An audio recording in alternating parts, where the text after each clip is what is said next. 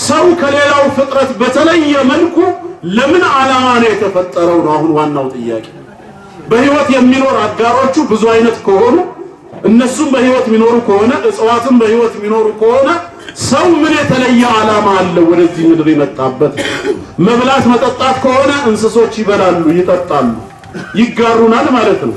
የበላና የጠጣናውን ከሰዓታት በኋላ ቆሻሻ አድርገን ከሰውነታችን የምናስወጣ ከሆነ እነሱም ይህንኑ ስርዓት ይፈጽማሉ። በምንድን ነው ከእንስሳ የምንለየው? ማወቅ አለብን። አይ እኛ ጠዋት ሲነጋ ለስራ እንሰማራለን፣ ልዩ ልዩ የሥራ ዘርፎች ላይ እንሰማራለን እንሰራለን ከሆነ እንስሶች አይሰሩም? ይሰራሉ። ጓሮ ገብቶ የሚያርሱ የሉም? በእርሻ አገልግሎት ስራ የተጠመዱ እንደ በሬ አሉ። ገበያ ወጥተው የጭነት አገልግሎት የሚሰጡ የሉም? ዕቃን የሚጫኑ እንደ አህያ እንደ በቅሎ አይነቶች ሰውና ዕቃን ከቦታ ወደ ቦታ በማመላለስ የትራንስፖርት አገልግሎት የሚሰጡ የሉም? እንደ ፈረስ እንደ ግመል ያሉ አሉ። ቤተሰብ አካባቢን ቤትን ከሌባ ከእንግዳ የሚጠብቁ በጥበቃ ስራ ላይ የተማሩ የሉም? እንደ ውሻ አይነቶቹ ማለት ነው። እነሱም ስራ አላቸው። በምንድን ነው ታዲያ የምንለየው? ማታ ሲደክመን ቤት እንገባለን፣ እናርፋለን፣ እንተኛለን ከሆነ እነሱም ያርፋሉ፣ ይተኛሉ። ምንድነው ልዩነታችን? አይ ትዳርን መሰርታለን፣ መሰሎቻችንን እናፈራለን፣ ሰው ዘሩን ይተካል ከሆነ እንስሶችም ያንኑ ስራ ይሰራሉ። ትዳር ብለው ባይጠሩትም እኛ የምንፈጽመውን ግብረ ስጋ ግንኙነት ከመሰሎቻቸው ይፈጽማሉ፣ መሰሎቻቸውን ይተካሉ። አንድ ቀን ምድራዊ ቆይታችን ሲጠናቀቅ ኮንትራቱ ሲያልቅ አጀላችን ሲደርስ ዱንያን ለቀን እንሰናበታለን፣ እንሞታለን፣ ይሞታሉ። ምንድነው ታዲያ የተፈጠርንበት ዓላማ? አላህ እኛን ሰው ያደረገን ወደዚህ ምድር ያመጣን ለምን ዓላማ ነው? ከእንስሳ በምን እንለያለን ነው? ይሄንን ዓላማ ጌታችን ነግሮናል። ሱረቱ ዛሪያት ከቁጥር 55 እስከ 58 ወዘኪር አስታውስ ይላል። ገስጻቸው ሰዎችን ፈኢነ ዚክራ ያንተ ማስታወስ ያንተ መገሰጽ ተንፈዑል ሙእሚኒን ሙእሚን የሆኑ ሰዎችን አማኞችን ይጠቅማቸዋልና ሁሌም ማስታወሳቸው ነው የሚለው። ሰዎች ስለሚረሱ ስለሚዘነጉና ስለሚሳሳቱ አስታዋሽ ያስፈልጋቸዋል። ከማስታወሻዎች ሁሉ በላጩ ትልቁ ደግሞ ወማ ኸለቅቱል ጂነ ወልኢንሰ ኢላ ሊያዕቡዱን ሰዎችንም ሆነ አጋንንትን እኔን ሊያመልኩ እኔን ሊገዙ እንጂ ለሌላ ዓላማ አልፈጠርኳቸውም ማለት። ከእንስሳ የምንለየው ትልቁ የተፈጠርንበት ዓላማ ዒባደቱላህ ዐዘ ወጀል አላህን ማምለክ እርሱን መገዛት ላይ ሕይወታችንን በሱ ሕግና ስርዓት እንድንመራ ስለተፈጠርን ነው። ይሄ ሕግ ለእንስሶች አይሰራም። አላህ እንስሶችን የፈጠራቸው በደመ ነፍስ ሊጓዙ ለሰው ልጅ ግልጋሎትን ሊሰጡ እንጂ ለዒባዳ አልተፈጠሩ። ሁወ ለዚ ኸለቀ ለኩም ማ ፊል አርድ ጀሚዓ በምድር ላይ ያለውን ሁሉ ለእናንተ ግልጋሎት እንዲሰጡ ፈጥሬያቸዋለሁ አለ። እንስሶች ለእኛ ነው የተፈጠሩት። ለእኛ ስለተፈጠሩ ሐላል የተደረጉትን እያረድን ስጋቸውን እንበላለን፣ ወተታቸውን እያለብን እንጠጣለን፣ ቆዳዎቻቸውን ገፈን ብርድ መከላከያ እንዲሆነን ልብስና የመሳሰለውን እንሰራለን። ሐላል ያልተደረጉልን ለጭነት አገልግሎት፣ ከፊሉን ለጌጥ፣ ከፊሉን ለተለያየ ዓላማ እንገለገልበታለን። እንስሳን ለሰው የፈጠረ አላህ ሰውን ግን የፈጠርኩት ለራሴ ነው ያለው። ኢላ ሊያዕቡዱን ሊያመልኩኝ ነው የሚለው። ነው የመጨረሻው ግቡ ልትታዘዙኝ ነው ያለው። ይሄንን አድርጉ ፈጽሙ ስላችሁ ልትፈጽሙ፣ ይሄን አትቅረቡ ብዬ ስከለክላችሁ ልትርቁ ልትጠነቀቁ፣ በኔ ሕግ ልትመላለሱ እንጂ ለሌላ ዓላማ አልፈጠርኳቸውም ማለት። ወደዚህ ምድር የመጣንበት አጭር ቆይታ ተሰጥቶን በህይወት የምንኖረው ይሄንን ዓላማ ለማሳካት ነው። ዘላለም አንኖርም፣ ነገ እንሞታለን። ስለዚህ ነገ ለምንሞተው አጭር ህይወት ለምን ተሰጠን ከተባለ አላህ ዱንያ ላይ ሊፈትነን ያመጣል። እኔን በተሰጣችሁ ነፃ ምርጫ ሰበብ ታመልኩኛላችሁ ወይስ አታመልኩም ነው። አጭር ህይወትን ከሞት ጋር የተከበበ አድርጎ ነው የሰጠን። አላህ መጀመሪያውኑ ዱንያ ላይ ዘላለም እንድንኖር አልፈጠረንም። ዘላለም የምንኖረው ጀነት አኺራ ላይ ነው፣ ወይም ቢካልን ጀሃነም እሳት ነው። አላህ ይጠብቀን። ከሁለት አንዱን ግን መርጠን እንድንጓዝ በዚህ ምድር ላይ አላህ አጭር ህይወት ሰጠን፣ በሞት የተከበበ አድርጎ። ይሄ ሞት የሚባለው ነገር እንደሌላ እምነት ተከታዮች በአደም አለመታዘዝ የመጣ በሽታ አይደለም። ሰይጣን ያመጣብንም ነገር አይደለም። የኃጢአት ውጤትም አይደለም። ሞት የአምላካችን የአላህ ፕሮግራሙ ነው፣ እቅዱ ነው። ሰውን ሲፈጥረው በዚህ ምድር ላይ ቀድሞውኑ ዘላለም እንዲኖር ዓላማው አልነበረም። الذي خلق الموت والحياة ليبلوكم أيكم أحسن عملا ሞትና ህይወትን አላህ የፈጠረው የትኛው ስራችሁ ይበልጥ ያማረ መሆኑን በተግባር ሊሞክራችሁ ነው ያለው እንጂ ለዘላለም ተፈጥራችሁ ነበር። በአደም አለመታዘዝ ምክንያት ሞት ወደ እናንተ መጣ አላለ። አደም ባለመታዘዙ የሚጠየቀው እሱ እንጂ እኛ ልጆቹ አይደለንም። አደም በሰራው ኸይር ስራ አለይሂ ሰላም ምንዳን የሚያገኘው እሱ እንጂ እኛ ልጆቹ አይደለንም። ጽድቅም ሆነ ኩነኔ ጥቅሙም ሆነ ጉዳቱን ለባለቤቱ እንጂ ለወላጅ ወይ ለልጆች ተብሎ ከዘር ወደ ዘር የሚተላለፍ ጄኔቲካል አይደለም። ኩሉ ነፍሲን ቢማ ከሰበት ረሂና ቁርአን የሚለው እያንዳንዲቷ ነፍስ በሰራችው ስራ በነፍስ ወከፍ ትያዛለች አለ እንጂ በአደም ጥፋት እናንተ ተረግማችኋል አላለ። አልተረገምንም። እኛ የምንረገመው በራሳችን ኃጢአት ነው። እኛ የምንድነው በግል እምነታችን ነው። ግልጽ ነው። ከአባት ወደ ልጅ የሚተላለፍ ዘላለማዊ ድህነትም የለም፣ ዘላለማዊ መርገምትም የለም።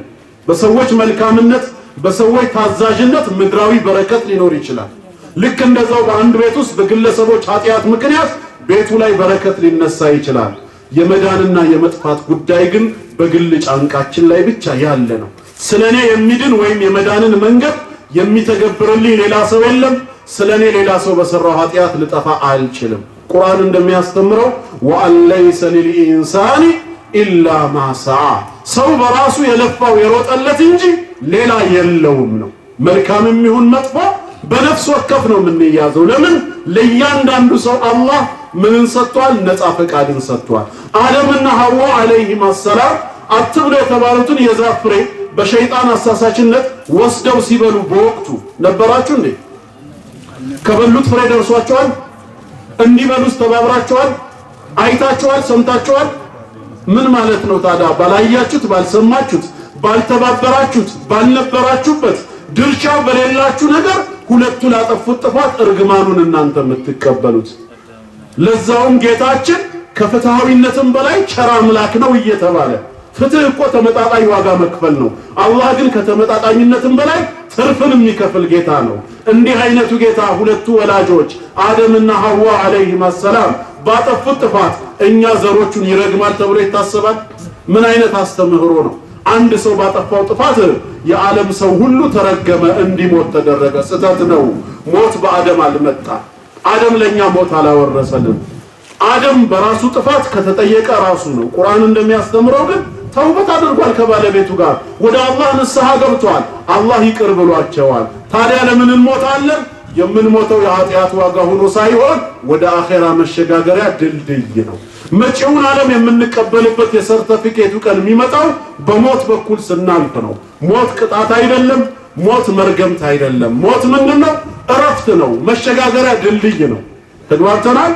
ስለዚህ አላህ ሰዎችን ሲፈጥራቸው ለዒባዳ ለአምልኮ ነው የፈጠራቸው። ዘላለም እንዲኖሩ አልፈጠረም። ዘላለምማ እንዲኖሩ ተፈጥሮ ቢሆን ኖሮ አደምና ሐዋ በጀነት ሲያስቀምጣቸው ኢብሊስ ምን ብሎ ነው ያሳሳታቸው? ማ ነሃኩማ ረቡኩማ አን ትልኩማ ሸጀራ ኢላ አን ተኩና መለከይን አው ተኩና ሚነል ኻሊዲን። መስአለተል ኹሉድን እኮ ነው ያነሳላቸው። ይሄን ዛፍ የበላችሁ ጊዜ ዘላለም ትኖራላችሁ አትሞቱም እኮ ነው ያላቸው። እንዴ አደም መጀመሪያ የተፈጠረው ዘላለም ሊኖር ከሆነ ላይሞት ከሆነ ምን አዲስ ነገር ታራመጣ ኢብሊስ? እንዴት ሊያታልላቸው ቻለ? ምክንያቱም መጀመሪያ የተፈጠሩት ለዘላለም እንዲኖሩ ነው ብለን ካመንን ኢብሊስ ምን የሚያታልልበትን መንገድ አመጣና ይሄን የበላችሁ ጊዜ አትሞቱም ማለት። ባይበሉስ ላይሞቱ ነው አልተባለም? ስለዚህ ይሄ የሚያሳየው ምንድነው? መጀመሪያም የተፈጠሩት ዘላለም ሊኖሩ አልነበረም። ኢብሊስ መጥቶ ግን ከዚህ የበላችሁ ጊዜ አትሞቱም ዘላለም ትኖራላችሁ ሲላቸው ያ ምኞት ነው በውስጣቸው የገባው። ለምን ቀድሞውኑ ለዘላለም አልተፈጠሩማ? ለፈተና ነው ጀነት ውስጥ የተፈጠሩት። ለፈተናም ስለሆነ ሁሉንም ሲፈቅድላቸው እቺን ዛፍ ግን አትንኩ አለ። ለዘላለም እንዲቀመጥ የተፈጠረ ሰው ይሄን አድርግ ይሄን አታድርግ የሚል ህግ አለ እንዴ? ነገ ጀነት አላህ አዝኖልን ጀነት ብንገባ አላህ የጀነት ሰው ይበለን። በጀነት ውስጥ ይሄን ብሉ ይሄን አትብሉ የሚባል ነገር አለ እንዴ? የለም። ዘላለም ልትኖርበት ነው የተሰጠህ መጀመሪያውኑ። አደምና ሐዋ ግን ለምን ህግ ተሰጣቸው? ሊፈተኑ ነው ቀድሞው። ሞት የሚባለው ነገር እንደውም ከዛ በኋላ ሳይሆን ከዛ በፊት የነበረ ለመሆኑ ትልቁ ማስረጃ ኢብሊስ ለአደም የአክብሮትን ስግደት አልሰግድም ብሎ ከጀነት የተባረረ ጊዜ ምን ብሎ ነው ጥያቄ ያቀረበው? ቃለ ረቢ ፈአንዚርኒ ኢላ የውም ዩብዓሱን አለ። ከየት መጣ ባዕስ? ሞት ከሌለ ሰዎች እስከሚቀሰቀሱበት ቀን አቆየኝ ማለት ሰው ሁሉ እንደሚሞት አውቋል ማለት ነው። ዳግም እንደሚቀሰቀስ አውቋል። ሞት የሚባለው በአደም አለመታዘዝ የመጣ ከሆነ ከአደም ጀነት መግባትና መፈተን በፊት ኢብሊስ እንዴት አላህን ሰዎች እስከሚቀሰቀሱበት አቆየኝ አለ? የምን መቀስቀስ? የሚሞት ከሌለ የሚቀሰቀስ የለም። ስለዚህ ሞት የሚባለው ነገር መጀመሪያም የነበረ የጌታችን ፕሮግራም እንጂ ኃጢአት ያመጣው በሽታ አይደለም። ግልጽ ነው። ግን የተፈለገው ምንድነው? በአንዱ በአደም ሁላችን እንሞታለን የተባለው በአንዱ በኢሳ እንድናለን ለምትለዋ ንጽጽር እንድትሆን ተፈልጋ ነው። ትክክለኛ ሎጂክ አይደለም። በአደምም አልጠፋንም፣ በኢሳም አንድንም። የምንጠፋው በራሳችን ኃጢአት ነው፣ የምንድነውም በአላህ ቸርነት ነው። ኢሳና አደምን እዚህ ውስጥ ምንም ጣልቃ ገብ የሚያደርጋቸው ነገር የለም። አደም በእኛ መጥፋት፣ ኢሳ በእኛ መዳን ላይ ሚናን ሊጫወቱ አይችሉም። ሊያጠፋን የሚችለው ኃጢአታችን ክህደታችን ነው። ሊያድነን የሚችለው የአላህ ቸርነት ነው። ኢሳም ሆኑ አደም የሚድኑት በአላህ ቸርነት ነው፣ የሚጠፉት በገዛ ኃጢአታቸው ነው። ግልጽ ነው። ስለዚህ አላህ ሲፈጥረን አጭር ህይወት ሰጠን። ለምን? ሊፈትነን፣ ሊየብሉወኩም። በተግባር እንፈተናለን። አዩኩም አሕሰኑ ዐመላ፣ የትኛው ስራችሁ ይበልጥ ያማረ መሆኑን አላህ በተግባር ሊለየው አለ። ስለዚህ ወንድሞች ሁሌም መርሳት የሌለብን አላህ ወደዚህ ምድር ያመጣን ለዒባዳ መሆኑን አውቀን ራሳችንን ማዘጋጀት አለብን። ለቀልድ ለጨዋታ አልተፈጠርንም። ዘላለም የምንኖርባት ምድር አይደለችም። ነገ ለቀናት ነው የምንሄደው። ስለዚህ ለአኼራው ዝግጅት ያስፈልጋል። ጌታችን ወደ ዱንያ ያመጣን ኢላ ሊያዕቡዱን፣ ሊያመልኩኝ ቢሆን እንጂ ለሌላ ዓላማ አይደለም ነው ያለው። አላህ በሱረቱ አሊ ኢምራን ቁጥር 185 ላይ ነግሮናል። ኩሉ ነፍሲን ዛኢቀቱል መውት፣ ነፍስ የተባለ በጠቅላላ ሞትን ቀማሽ ነው ይላል። ከሞት የሚያመልጥ አንድም የለም። ሁሉም ከሞት በታች ነው። ሞት በሰው ልጆች ሁሉ ላይ የተወሰነ መለኮታዊ ፍርድ ነው። ግልጽ ነው። የኃጢአት ውጤት አይደለም። እነሱማ ሰዎቹ እንደሚሉት በአደም አለመታዘዝ ምክንያት የመጣብን ሞት ከሆነ ኢሳ ታዞ ከ2000 ዓመት በፊት ለኛ ኃጢአት ዋጋ ከከፈለ ሞቱ ለምን አልቀረም? በዕዳ የተያዘ ሰው ዕዳውን የሚከፍልለት ካገኘ ፍርዱ በሱ ላይ ይከናወናል እንዴ? ዛሬ ምን ሞተው የምንሰቃየው መሬትን እሾክ የምታበቅልብን ትላንት ወላጆቻችን በፈጸሙት ኃጢአት ነው ብለው ከሰበኩን ከ2000 ዓመት በፊት ለኃጢአቱስ ዋጋ ተከፍሏል ትሉን አይደለም? ዋጋ ከተከፈለ የዋጋው ውጤት የታለ? ትላንት ምጥ የምታየዋ ሴት ዛሬም እያየች ነው። ትላንት የነበረው ሞት ዛሬም አለ። የትላንቱ ኃጢአት መርገምት ዛሬም ብሶበታል። ስለዚህ የታለ ዋጋው? ከንቱ ሆኗል። እኛ ግን የምናምነው ቀድሞውኑ አደም ዋጋ አላስከፈለንም፣ ኢሳም ነፃ አላወጣንም። ዋጋ የሚያስከፍለን የገዛ ኃጢአታችን ነው። የሚያድነን የአላህ ቸርነት ነው። በራህመቱ በእዝነቱ ካልጎበኘን ማንም ሊያድነን አይችልም። ኃጢአታችን ካልሆነ በስተቀር ማንም ሊያጠፋን አይችልም። ግልጽ ነው። ህጉን ያወጣው እኮ ጌታ አላህ ነው። ይሄን ስሩ ዋጅብ ነው፣ ይሄን አታድርጉ ሐራም ነው ያለው አላህ ነው። የሚተሳሰበን ኢሳ ነው። ምን ማለት ነው? ህጉን ያወጣው ጌታ አላህ ከሆነ ህግን የታደረሳችሁት ብሎ መጠየቅ የማን ድርሻ ነው? የአላህ ድርሻ ነው። ኢሳ ስገዱልኝ ብሎ አላዘዘ፣ ጾሙ አላለ፣ ይሄ ዋጅብ ነው አላለ፣ ይሄ ሐራም ነው አላለ። ታዲያ ነገር የሚዳኘን በየትኛው ህግ ነው? ባልሰጠን፣ ባልደነገገው፣ ባላዘዘን፣ ባልከለከለን። አላህ ግን ሊጠይቀን መብት አለው። ህጉን የደነገገው እሱ ነው። 5 ወቅት ሰላትን ፈርድ ያደረገው እሱ ከሆነ ነገ የውሙል ቂያማ የታደረሳችሁት ህግ ይጠይቀናል። ይሄን ሐራም ያደረገው እሱ ከሆነ ለምን ፈጸማችሁ ሊጠይቀን ይችላል። ህጉን ያወጣው ባለቤቱ ስለሆነ። ኢሳ ህግ ደንጋጊ እንዳልሆነ እነሱም ያምናሉ። ታዲያ እንዴት ነው ዳኛና ፈራጅ የሚሆነው? በትንሣኤ ቀን ይፈርድብሃል ይሉኛል። እኔ ላይ የሚፈርደው ምን ህግ አውጥቶብኝ ነው? መጀመሪያ ምን ብሎስ ሊፈርድብኝ ይችላል? ዋጅቦችን አልፈጸምክም፣ ሐራሞችን ተዳፍረሃል፣ ምን ሊለኝ ይችላል? በእኔ አላመንክም እንኳን ብሎ መፍረድ አይችልም። መጀመሪያውኑ በአንተ እንዳመን ማን ያስገደደኝ ነው ጥያቄው። ባንተ እንዳምን አላህን ያዘዘ ከሆነ ያዘዘኝ ጌታ ነው ሊጠይቀኝ የሚችለው። ትእዛዜን የታደረከው በላኩት አምናሃል ወይስ ሰላምንክም ብሎ መጠየቅ የሚችለው ማን ነው? አላህ ነው። ጉዳዩ አላህ ጋር ነው። መዳንም ሆነ መጥፋት ግልጽ ነው። ከአደምም ሆነ ከኢሳ ጋር ምንም የሚያገናኘው ነገር የለም። ተግባብተናል። በዚህ መልኩ ነው የምንረዳው። አላህ እኛን የፈጠረን እሱን ልናመልከው ነው። የአላህ ስራ መፍጠር ነው። ዒባዳውን መቀበል የዒሳ ነው የሚል የሞኝ አስተሳሰብ የለንም። ካልፈጠረን ዒሳ የሪዝቅን ጉዳይ ኃላፊነት ወስዶ ካላበላን ካላጠጣን ዒባዳውን ለምንድን ነው ለሱ አሳልፈን የምንሰጠው? ሰው ማምለክ ካለበት የፈጠረውን ነው። ያ አዩሃ ናሱ እዕቡዱ ረበኩም አለዚ ኸለቀኩም ነው ያለው። አለዚ ሱሊበ ሚን አጅሊኩም አላለ። የፈጠራችሁን ጌታ አምልኩ አለ። ዒሳ እኔ ፈጥሬያችኋለሁ ካላለ ሊመለክ አይችልም። ሊመለክ የሚገባው መፍጠር የቻለው ጌታ አላህ ነው። እሱ ነው ልናመልከው የሚገባው። ማንን ነው? ሊያበላን ሊያጠጣን የሚችለው ጌታ አላህ ነው። ፈብተሁ ዒንደላሂ ሪዝቀ ወዕቡዱ፣ ሲሳይንም ከጌታችሁ ከአላህ ፈልጉ፣ እርሱንም ብቻ አምልኩ። ያላበላን ያላጠጣን ለራሱ የሚበላና የሚጠጣ እንዴት ሆኖ ነው የሚመለከው? እንኳን የኛ የሪዝቅ ጉዳይ ቢችለን ይቅርና እሱ ራሱ ሪዝቁ ከሚሰጣቸው አካል ሆኗል። ስለዚህ ሙስሊም የፈጠረውን እንዲያመልክ ነው የታዘዘው። ያ ደግሞ ጌታ አላህ ብቻ ነው። ከአላህ ውጪ ፈጣሪ የለም። አላሁ ኻሊቁ ኩሊ ሸይ፣ የሁሉ ነገር ፈጣሪ አስገኚ ጌታ አላህ ብቻ ነው። ስለዚህ አላህ ሲፈጥረን ልታመልኩኝ ነው በህጌ ልትኖሩ ብሏል። ይሄን መርሳት የለብንም። እኛ በዚህ ዱንያ ላይ ሰው ሆነን የተፈጠርነው አላህን ልንገዛው ነው፣ በሱ ህግ ልንመራ ነው። ይሄን ዓላማ ከግብ ካሳካን ዒባዳ ላይ ከጠነከርን ነገ በዕለተ ትንሣኤ ከሚድኑት እንሆናለን። ተስፋችን አላህ እንጂ ዒሳ አይደለም። ተግባብተናል። ይሄንን ዓላማ መርሳት መቼም የለብንም።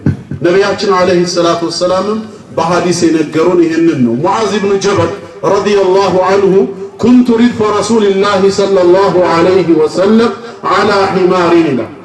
በአንድ አህያ ከሳቸው ኋላ ተፈናጥጬ ቁጭ ብዬ ሳለ ፈቃለ ሊ ያ ሙዓዝ፣ ሙዓዝ ያሉኝ አተድሪ ማ ሐቁ ላሂ ዐለ ልዒባድ ወማ ሐቁ ልዒባድ ዐለ ላሂ ዐዘ ወጀል፣ አላህ በባሪያዎቹ ላይ ያለው መብቱ ምን እንደሆነ፣ ባሮች በአላህ ላይ የሚኖራቸው መብት ምን እንደሆነ ታውቃለህን አሉኝ። ቁልቱ አላሁ ወረሱሉሁ አዕለም፣ አላህና መልእክተኛው የበለጠ ያውቃሉ እኔ ያላውቅም ስላቸው፣ ቃለ ፈኢነ ሐቀ ላሂ ዐላ ዒባዲሂ አን ያዕቡዱህ፣ አላህ በባሪያዎቹ ላይ ያለው መብት እርሱን ሊያመልኩት ነው፣ ሊገዙት ነው። እኛ ባለ ዕዳንን እሱ ባለ መብት ነው፣ ልናመልከው ይገባል። ዕዳችንን እርሱን በማምለክ መክፈል አለብን። ሲያመልኩት ደግሞ ወላ ዩሽሪኩ ቢሂ ሸይአ፣ በሱ አምልኮ ላይ ሌላን አካል ላያጋሩበት ነው።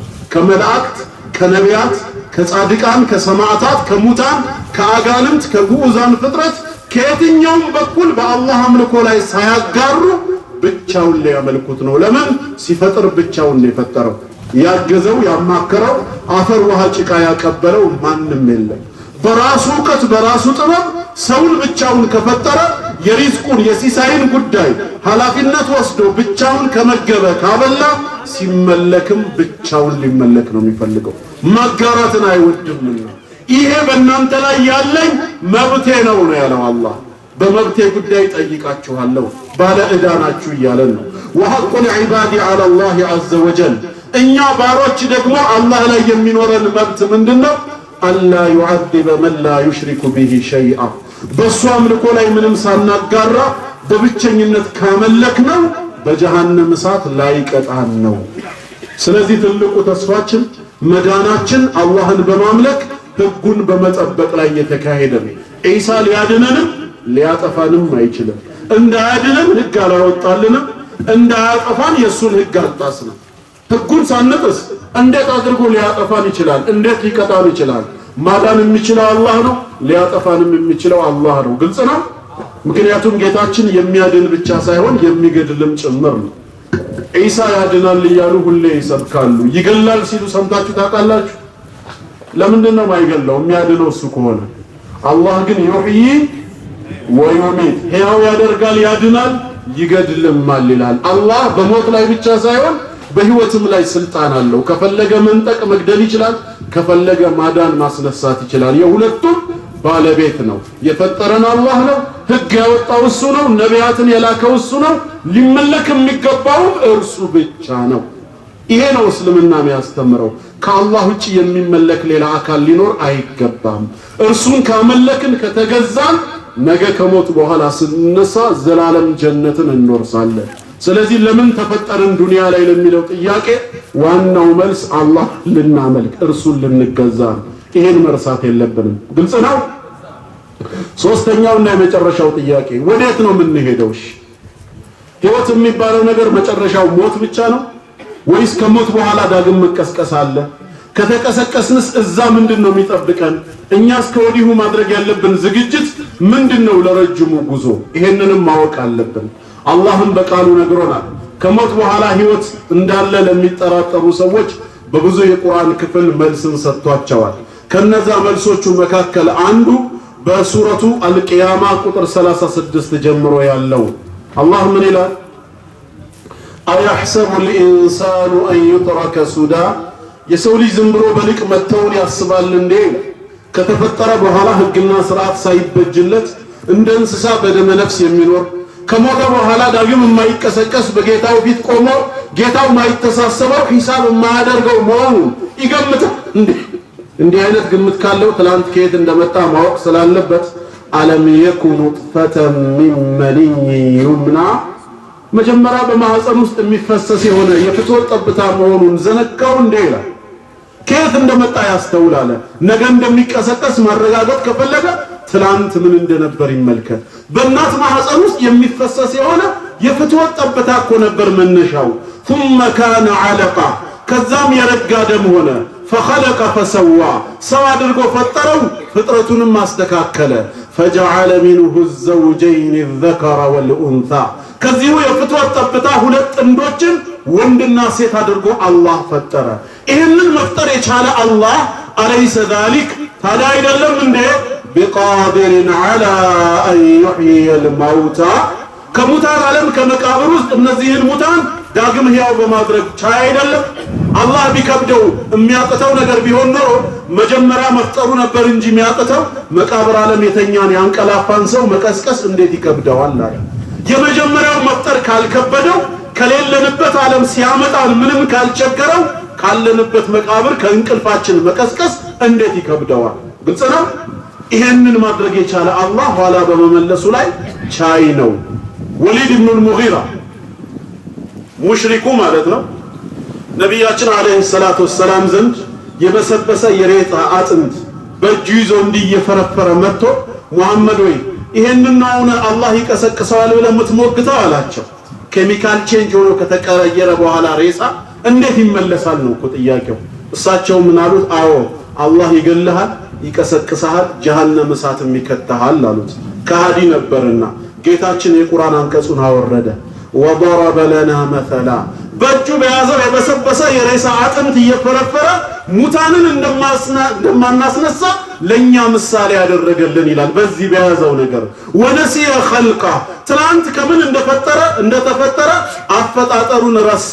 በክህደትም ምን አለ? ቃለ መን ዩሕዪ ልዒዛመ ወሂየ ረሚም፣ አጥንቶች ከበሰበሱ አፈር ከሆኑ በኋላ ማን ሕያው ሊያደርጋቸው ይችላል ብሎ ሞገተ። ቁል ለእንደዚህ አይነቱ ከሃዲ በለው ይላል ዩሕዪሃ አለዚ አንሸአሃ አወለ መራ፣ መጀመሪያ ከኢምንት ያስገኛት ከእናት ማህፀን ከፍትወት ጠብታ የፈጠራት ጌታ ኋላ ላይ እሱ ይመልሳታል ብለህ ንገረዋል።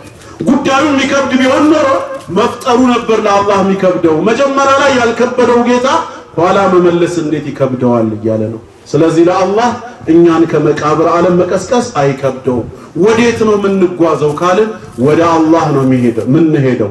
በቁርአኑ ስለ መጨረሻ ጊዜ የወረደው አንቀጽ ወተቁ የውመን ቱርጀዑነ ፊህ ኢለላህ፣ ሁላችሁም ወደ አላህ የምትመለሱበትን ቀን ከወዲሁ ተጠንቀቁ፣ ፍሩ ነው ያለው። የምንሄደው ወደ እርሱ ነው። ለምን?